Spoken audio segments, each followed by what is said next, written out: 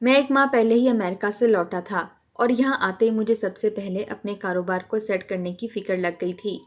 اس پر یہ روز کا ایک نیا تماشا تھا میرے لیے کہ جب بھی گھر آتا بیوی پڑوس میں ہوتی۔ میں امی کے پاس جا کر بیٹھ گیا، پورا گھر بکھرا پڑا تھا۔ میں نے بیٹے سے کہا، 1 گلاس پانی پلا دے۔ امی شاید بھری بپھری بیٹھی تھیں، کہنے لگیں، تم بات کیوں نہیں کرتے شائستہ سے؟ بھلا یہ بھی کوئی تک ہے کہ وہ اپنا گھر چھوڑ کر پڑوس میں جا کر بیٹھی رہتی ہے؟ ایسا بھی کیا تم نے بیوی کو سر چڑھا رکھا ہے؟ امی یہ بات آپ بھی اسے کہہ سکتی ہیں، میں پورے دن کا تھکا ہوا گھر آتا ہوں، مجھے گھر میں سکون چاہیے ہوتا ہے۔ لو بھیا، یہ بھی اچھی کہی تم نے، تمہاری بیوی مجھے سمجھتی ہی کیا ہے؟ ارے رات ہونے کو آئی، ابھی تک کھانا ہی نہیں پکا، گھر میں بچہ گندا مندہ کھیل رہا ہے اور بیگم صاحبہ ہیں کہ سرخی پاؤڈر منہ پر ملے پڑوس جا کر بیٹھ جاتی ہیں، اور غضب خدا کا، بجائے کہ اسے منع کرو تم مجھ پر برس رہے ہو۔ اماں کا غصہ کے مارے برا حال ہو چکا تھا، جبکہ میں نے اپنا سر دونوں ہاتھوں میں تھام لیا تھا۔ میں تنگ آ چکا تھا۔ اتنے میں میری بیوی تیار شیار، منہ پر میک اپ کیے، گہرے نیلے رنگ کا لباس پہنے، اچھے سے دوپٹہ سر پر لیے، ہنستی مسکراتی گھر میں داخل ہو رہی تھی۔ ایک طرف گھر کی حالت بکھری ہوئی تھی تو دوسری طرف خود وہ ایسے تیار تھی جیسے کسی شادی سے ہو کر آئی ہو۔ دیکھ رہے ہو اس کی تیاریاں، کوئی گل نہ کھلا دے تو کہنا، اماں نے پان کو منہ میں ڈالتے ہوئے میرے کان میں کہا۔ ان کی بات سنتے ہی میرا دماغ گھما تھا۔ اس نے ہاتھ میں پکڑے بڑے سے باؤل کو نیچے رکھا تھا۔ کہاں سے آ رہی ہو؟ میری آواز ذرا اونچی ہو گئی تھی، روز کی چک چک سے تنگ آ گیا تھا۔ ارے کیا ہو گیا ہے؟ اتنا زور سے کیوں بول رہے ہو؟ بہری تو نہیں ہوں میں؟ شائستہ نے کانوں کو ہاتھ لگایا تھا، پھر بیٹے سے کہنے لگی، دسترخوان لگاؤ، میں روٹی ڈال دوں۔ وہ کچن کی طرف بڑھ گئی، جبکہ میری بات کا جواب دینا تو جیسے اس کے لیے ضروری ہی نہیں تھا۔ یہ دیکھ کر اماں میرے قریب ہو کر بولیں، دیکھ رہے ہو اس کے تیور، تم نے ہی سر پر چڑھا رکھا ہے، ایک دن تیری ناک کٹوائے گی اور زمانے بھر میں بدنام کرے گی، پھر سمجھ آئے گا تمہیں۔ میں ان باتوں سے تنگ آ چکا تھا، اس لیے اکتا کر بولا، اماں بس بھی کر دو، اب تھکا ہوا آتا ہوں میں خود بیزار ہو چکا ہوں، دل و دماغ کی جنگ الگ چل رہی تھی۔ نہ سن میری، دیکھ لینا، پچھتائے گا، ماں کی تو سنی ہی نہیں، بڑھایا بیوی کا غلام۔ وہ بولتی جا رہی تھیں اور میں سن ہوتے ہوئے دماغ کے ساتھ سب سنتا گیا۔ چلو اب کھانا کھا لو سب، بار بار گرم نہیں کرنا میں نے۔ شائستہ کی آواز پر سبھی دسترخوان پر بیٹھ گئے۔ کل تک میری ماں کو شائستہ میں 1000 گن نظر آتے تھے اور آج بس نقص ہی نقص۔ میں ان مردوں میں سے نہیں تھا کہ بیوی پر شک کرتا اور اپنی زندگی اجیرن کر لیتا، لیکن شائستہ کی حرکتوں نے مجھے پریشان کر دیا تھا۔ یہ باؤل تم پڑوس سے کیوں لائی ہو؟ میرے اس طرح سے سوال کرنے پر وہ تھوڑا گھبرائی تھی، مجھ سے نظریں چرانے لگی، ماتھے پر آیا پسینہ صاف کیا تھا۔ ارے آپ تو جانتے ہیں نا شکیلہ کو، بڑی محبت ہے اس کو مجھ سے، میں بس ذرا اس کا حال چال ہی معلوم کرنے گئی تھی کہ باتوں میں لگ گئی اور پتہ ہی نہیں چلا کہ اتنا وقت ہو گیا۔ پھر وقت دیکھا تو میں ڈر گئی، کھانا بھی تیار نہیں تھا اور آپ کے آنے کا وقت بھی ہو چکا تھا، تو بس میری محبت میں اس نے جو پکایا تھا آدھا مجھے دے دیا اور آدھا خود کے لیے رکھ لیا۔ جلدی جلدی کہتی وہ اپنی پلیٹ اٹھا کر کچن میں چل دی، جیسے اب کچھ دیر اور رکی تو اس کی چوری نہ پکڑی جائے۔ پہلی بار شائستہ کے رویے پر میرا دل ٹھٹکا تھا۔ اس کی اس حرکت اور ماں کی باتوں نے آخرکار مجھے بھی سوچنے پر مجبور کر ہی دیا تھا کہ شاید کہیں کوئی مسئلہ ہے۔ میں نے دل ہی دل میں اب سوچ لیا تھا کہ اب شائستہ کو صاف منع کر دوں گا کہ وہ پڑوس میں نہ جائے۔ رات جب میں نے اس سے یہ بات کہی تو وہ ہتے سے اکھڑ گئی، کہنے لگی، خود تو تم 5 سال بعد پردیس میں رہ کر آئے ہو، میرا ذرا بھی خیال تھا تمہیں کہ شادی کے چند ماہ بعد ہی تم چلے گئے؟ یہ کہہ کر وہ رونے لگی۔ بات تو سچ تھی۔ پھر بولی کہ مجھے بھی دل لگانا تھا، آپ کی اماں تو ہر وقت کڑوی کسیلی ہی سناتی رہتی تھیں، اس لیے میں نے پڑوسیوں کی عورتوں سے دل لگا لیا۔ پورا دن تو گھر کے کام کاج کرتی ہوں، وہ آپ کو نہیں دکھتا؟ بس کچھ دیر پڑوس چلی جاؤں تو قیامت آ جاتی ہے۔ وہ روئے جا رہی تھی، اس کی بات بھی غلط نہیں تھی۔ میں نے برحال پیار سے شائستہ کو چپ کروایا۔ اگلے دن چھٹی تھی، اسی لیے میرا ارادہ دیر تک نیند پوری کرنے کے بعد ہی اٹھنے کا تھا۔ لیکن میرے 6 سال کے بیٹے کے زور زور سے رونے پر میری آنکھ کھل گئی۔ میں بری طرح سے بیزار ہوا تھا۔ میں اٹھ کر بیٹھ گیا، شائستہ کو پکارنے لگا۔ کیا بات ہے بھائی؟ ایک دن تو ملتا ہے گھر میں آرام کرنے کا، اوپر سے گھر میں سکون نام کا نہیں ہے۔ میں غصے سے چلاتے ہوئے باہر نکلا تھا تو اماں سامنے اپنے مخصوص تخت پر بیٹھی تھیں۔ مجھے دیکھ کر بولیں، ارے میاں، ہم پر کیا بول رہے ہو؟ اپنی بیوی کو کہو نا، صبح ہوتی ہی نکل جاتی ہے پڑوس میں، گھر کا تو ہوش ہی نہیں۔ میں کب تک یہ سب دیکھوں؟ اماں نے غصے سے کہا تھا اور مننے کو کل کی سوکھی روٹی کا ٹکڑا پکڑا دیا۔ وہ بھوک کی وجہ سے رو رہا تھا، جسے وہ منہ میں ڈال کر چبانے کی کوشش کرنے لگا۔ یہ دیکھ کر مجھے شائستہ پر غصہ آیا تھا۔ عجیب لاپرواہ تھی۔ کدھر گئی ہے وہ؟ میں نے پورے گھر میں نظر دوڑائی تھی، وہ کہیں بھی نہیں تھی۔ کچی نیند جاگنے کی وجہ سے دماغ ابھی تک سن سا تھا۔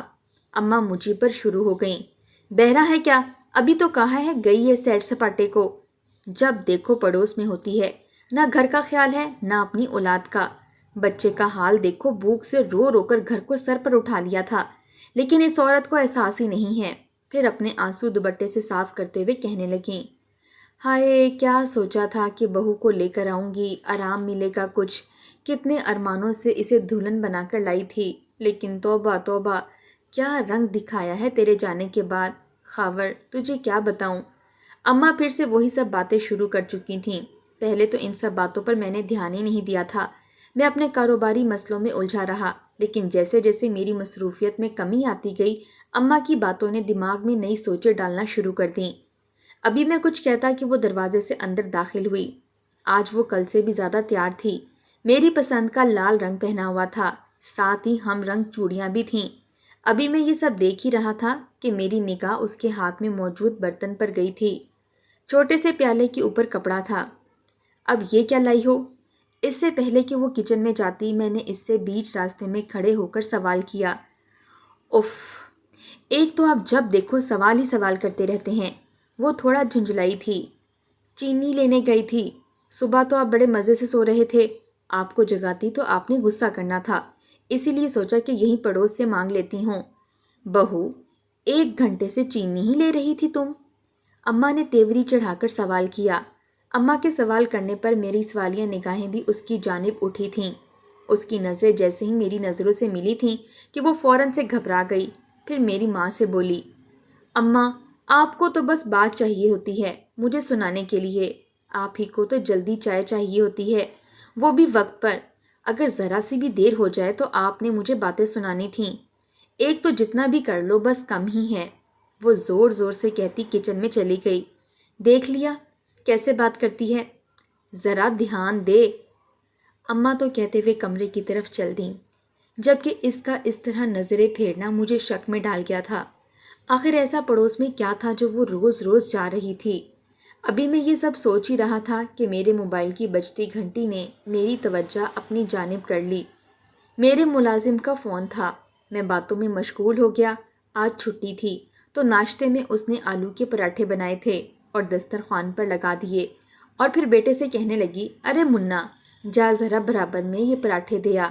شائستہ نے پلیٹوں میں 4-5 پراٹھے رکھے اور ساتھ ہی ہری چٹنی بھی پیالی بھر کر دے دی۔ یہ دیکھ کر اماں بول پڑیں، ارے بہو، یہ کیا اتنا سب کچھ دے رہی ہو؟ دوپہر کے لیے ہی رکھ لو، بھوک لگے گی تو کھا لیں گے۔ اماں نے اسے ٹوکا تھا، جبکہ میں اپنی ہی دھن میں بس کھا رہا تھا۔ ارے اماں، کچھ نہیں ہوتا، میں پکا لوں گی۔ شکیلہ کو بڑے پسند ہیں میرے ہاتھ کے پراٹھے، بڑے ہی شوق سے کھاتی ہے، شائستہ نے کہتے ہوئے مننے کو پڑوس میں بھیج دیا، جبکہ میں ناشتے سے فارغ ہو کر تخت پر بیٹھ کر کچھ سستانے لگا۔ اب اماں بھی میرے پاس ہی بیٹھ گئیں، جبکہ وہ کچن میں برتن لے جا چکی تھی اور اب وہاں سے برتن دھونے کی آوازیں آ رہی تھیں۔ اتنے میں منا بھی آ گیا۔ ہاں تو دے آیا اپنی اماں کی سہیلی کو پراٹھے، خالی برتن نہیں لایا؟ مننے کو خالی ہاتھ گھر میں داخل ہوتا دیکھ کر اماں نے سوال کیا تھا۔ وہ دادی، شکیلہ آنٹی تو تھی نہیں گھر پر، پرویز انکل تھے، ان کو دے آیا ہوں۔ انہوں نے کہا کہ ارے یہ تو میری پسند کے ہیں، اچھا ہوا تمہاری اماں نے بھجوا دیا، اسے میری پسند پتہ جو ہے، وہ برتن بعد میں بھجوا دیں گے۔ میرا بیٹا کمرے میں جانے لگا تو میں نے اسے پکارا، منا ادھر آؤ۔ اس سے پہلے میں کچھ اس سے پوچھتا وہ اپنی ماں کی آواز سن کر چلا گیا۔ مجھے یہ بات عجیب لگی کہ پرویز نے یہ بات کیوں کہی۔ ارے اس بات کا کیا مطلب ہوا؟ بہو نے تو کہا تھا کہ شکیلا کے لیے پراٹھے بھجوا رہی ہوں اور وہ تو گھر پر ہی نہیں ہے۔ میں پہلے سے یہی سوچ رہا تھا کہ اماں کی باتوں نے میرے ذہن میں بھی اس طرح کے سوال پیدا کرنا شروع کر دیے تھے۔ اگر شکیلا گھر پر تھی ہی نہیں تو شائستہ نے جھوٹ کیوں کہا اور پراٹھے اس کا نام لے کر کیوں بھیجے؟ انہی سوچوں میں رات ہو گئی تھی۔ دماغ یہ سب سوچ سوچ کر بہت زیادہ تھک گیا تھا۔ مجھے اپنی بیوی سے محبت تھی۔ میں اپنی زندگی میں شک کا زہر نہیں گھول سکتا تھا۔ اسی لیے خود کو جھٹکا جیسے ہی بستر پر لیٹا کہ نیند جلدی آ گئی۔ آدھی رات کو پیاس کی وجہ سے میری آنکھ کھل گئی۔ سائڈ پر پڑے ٹیبل کی جانب دیکھا تو جگ نہیں رکھا تھا اور جیسے ہی میری نظر اپنے برابر جگہ پر گئی تو وہ خالی تھی۔ میں نے واش روم کی جانب دیکھا تو اس کا دروازہ بھی کھلا تھا اور لائٹ بھی بند تھی، مطلب یہ وہاں بھی نہیں تھی۔ آدھی رات کے وقت وہ کہاں جا سکتی تھی؟ میں سب سے پہلے کچن کی طرف آیا، لیکن جیسے ہی میں نے کچن میں دیکھا وہاں پر کوئی بھی نہیں تھا۔ ابھی میں اماں کے کمرے کی طرف جاتا کہ میری نظر چھت کی سیڑھی کی جانب گئی جہاں پر بلب کی روشنی نظر آ رہی تھی۔ میں نے تو گھر کی ساری بتیاں بند کی تھیں اور ساتھ ہی چھت کی بھی، اور چھت پر تو تالا لگایا تھا نا، پھر یہ دروازہ کیسے کھلا؟ کہیں شائستہ چھت پر تو نہیں؟ اور اتنی رات کو وہ یہاں پر کیا کر رہی ہے؟ میں بہت دبے پاؤں سے چھت کی سیڑھیوں پر قدم رکھ رہا تھا۔ جیسے جیسے میں چھت کے قریب ہو رہا تھا کچھ سرگوشیاں میرے کانوں میں پڑ رہی تھیں۔ جب میں اوپر پہنچا شائستہ برابر کی چھت کی دیوار پر کھڑی کسی سے باتیں کر رہی تھی۔ اس سے پہلے میں اس کے پاس جاتا میرا پاؤں پودے کی لکڑی سے ٹکرایا اور شائستہ نے پلٹ کر مجھے دیکھا۔ ساتھ ہی چھت پر جو کوئی تھا جلدی سے نیچے بھاگ گیا۔ شائستہ بھی بکھلا گئی۔ آپ یہاں؟ شائستہ مجھے اچانک اپنے سامنے دیکھ کر گھبرائی تھی۔ کیوں؟ میں نہیں آ سکتا یہاں؟ اور تم اس وقت اتنی رات کو یہاں کیا کر رہی تھی؟ میں وہ گھبراہٹ سے اس کے منہ سے ٹھیک سے الفاظ تک نہیں نکل رہے تھے۔ میں نے جھک کر ساتھ جڑی ہوئی چھت کی طرف دیکھا تھا جہاں پر کوئی بھی نہیں تھا، جبکہ میں نے اپنے کانوں سے یہاں 2 لوگوں کی باتوں کی آوازیں سنی تھیں۔ ارے ادھر کیا دیکھ رہے ہیں آپ؟ میں تو بس چھت پر ہوا کھانے آئی تھی۔ نیچے مجھے بہت گرمی لگ رہی تھی تو سوچا تھوڑا چھت کی کھلی ہوا لے لوں۔ وہ اپنی گھبراہٹ پر قابو پا چکی تھی۔ میں نے مشکوک نظروں سے اس کی جانب دیکھا۔ وہ میری طرف دیکھتی ہی نیچے اتر گئی۔ میں بھی تھوڑی دیر میں نیچے آ گیا۔ وہ اب سو چکی تھی لیکن نیند میری آنکھوں سے دور ہو گئی تھی۔ ایک طرف اماں کی باتیں اور دوسری طرف یہ سب۔ کہیں تو کچھ تھا جو میری نظر میں نہیں تھا۔ وہ ساری رات میں جاگتا ہی رہا۔ شاید وہ دوبارہ جائے، لیکن ایسا کچھ بھی نہیں ہوا۔ پھر اگلی رات کو بھی میں نے سوچ لیا تھا کہ پتہ کر کے ہی رہوں گا کہ بات کیا ہے، اسی لیے ایسے ہی آنکھیں بند کر کے سونے کا ناٹک کرتا رہا۔ لیکن وہ دوبارہ چھت پر نہیں گئی۔ شاید اسے مجھ پر شک ہو گیا ہو کہ میں اس پر نظر رکھ رہا ہوں۔ پھر اگلے دن شام میں بہت تھک گیا تھا۔ آج بہت سارے کام ایک ساتھ کرنا پڑے تھے۔ جیسے ہی اپنی گلی میں داخل ہوا تو وہاں پر اپنے پڑوس کے پرویز صاحب کو کھڑے پایا۔ انہیں دیکھ کر میرا موڈ خراب ہو چکا تھا۔ آپ ادھر کیا کر رہے ہیں؟ میں نے بہت ہی روکھے لہجے میں کہا۔ یہ لیں انکل، امی نے دیا ہے۔ ابھی وہ کچھ کہتے کہ میرے بیٹے نے ان کے ہاتھ میں ایک ڈش پکڑائی تھی جس میں سے آتی خوشبو سے صاف پتہ چل رہا تھا کہ آج گھر میں بریانی بنی ہے۔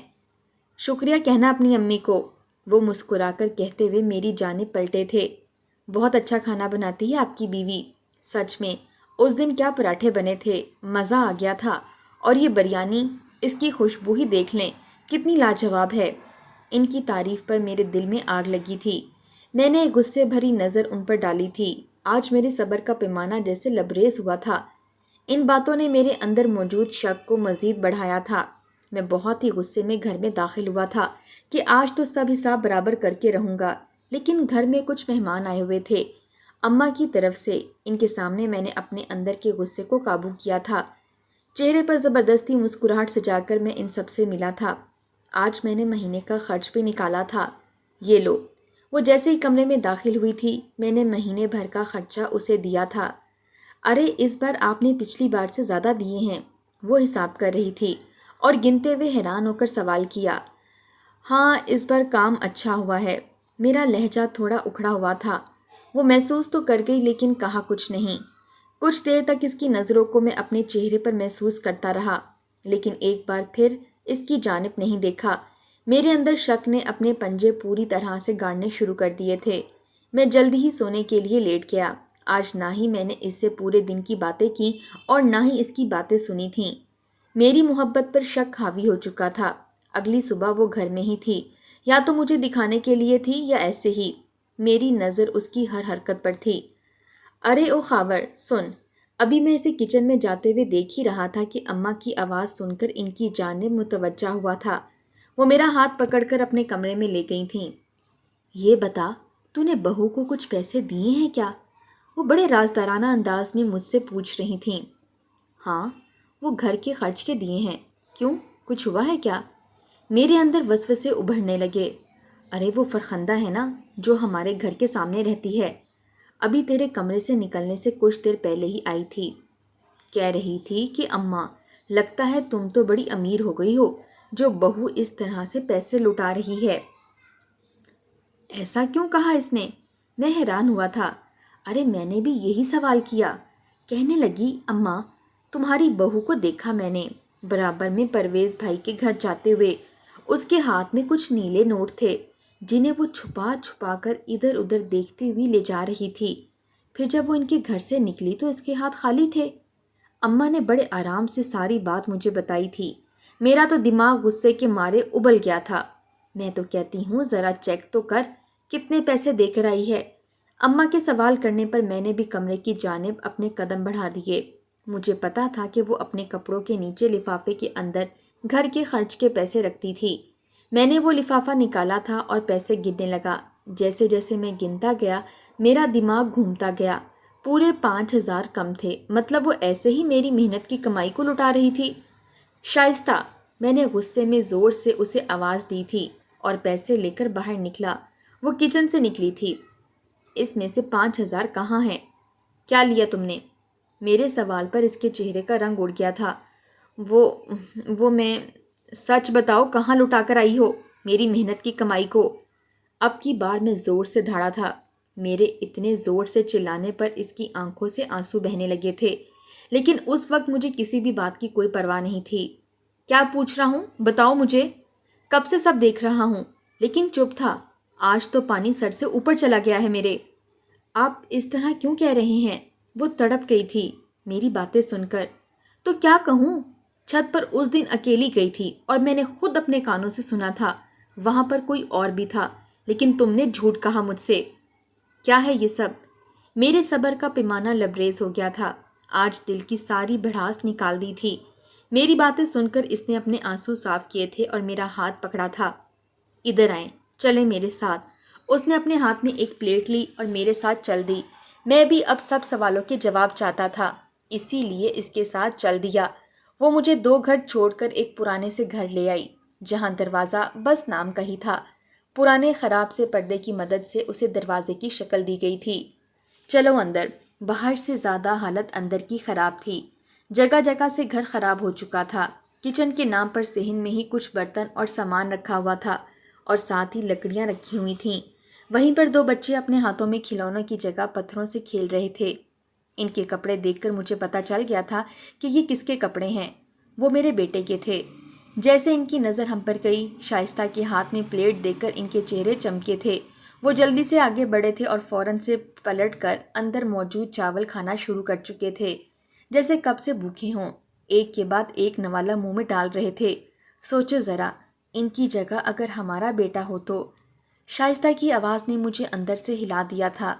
ارے آپ لوگ آئے نا، شکیلہ کی کمزور سی آواز آئی تھی۔ ادھر بیٹھ جائیں۔ انہوں نے 2 پرانی کرسیوں کی جانب اشارہ کیا تھا۔ ہم دونوں بیٹھ گئے۔ وہ خود بھی پاس پڑی ٹوٹی سی چارپائی پر بیٹھ گئیں۔ شائستہ، میں کیسے تمہارا شکریہ ادا کروں، مجھے سمجھ نہیں آتا۔ جب سے ان کی دکان بند ہوئی، فاقوں کی نوبت آ گئی تھی۔ ہم تو جیسے تیسے گزارا کر رہے تھے، لیکن بچوں کی بھوک برداشت نہیں ہو رہی تھی۔ سچ میں بھائی، ہیرا ہے آپ کی بیوی، بہت خیال رکھتی ہے ہمارا، چھپ چھپ کر مدد کرتی ہے تاکہ ہمارا بھرم رہے، ہمارے کھانے کے برتن میں کھانا دے جاتی ہے تاکہ کسی کو پتہ نہ چلے، اور کبھی شکر تو کبھی تیل لینے کے بہانے دے جاتی ہے۔ سچ میں بھائی، کون کرتا ہے آج کے اس دور میں؟ وہ نم آواز میں کہہ رہی تھی، اور میرا سر شرمندگی کے مارے جھکتا گیا۔ اس دن میں گھر کا کام کرنے گئی تھی، اسے پتا تھا، پیچھے سے پراٹھے بنا کر بھیج دیے۔ سچ میں دن رات دعائیں نکلتی ہیں آپ کے لیے اور آپ کی بیوی کے لیے۔ ابھی صبح اس نے مجھے پیسے دیے ہیں تاکہ میں تھوڑا بہت راشن ڈال لوں گھر میں، 2 وقت کی روٹی آسانی سے مل جائے۔ اس بے روزگاری کے دور میں بہت مشکل ہو گیا ہے سب۔ وہ اب رو رہی تھیں۔ گھر کی بچوں کی حالت دیکھ کر میرا اپنا دل بھی بہت دکھی ہو گیا تھا۔ بچے بچے ہوتے ہیں نا، سب کے ایک جیسے معصوم سے۔ میں کیا سے کیا سوچ رہا تھا اور کہانی کیا تھی۔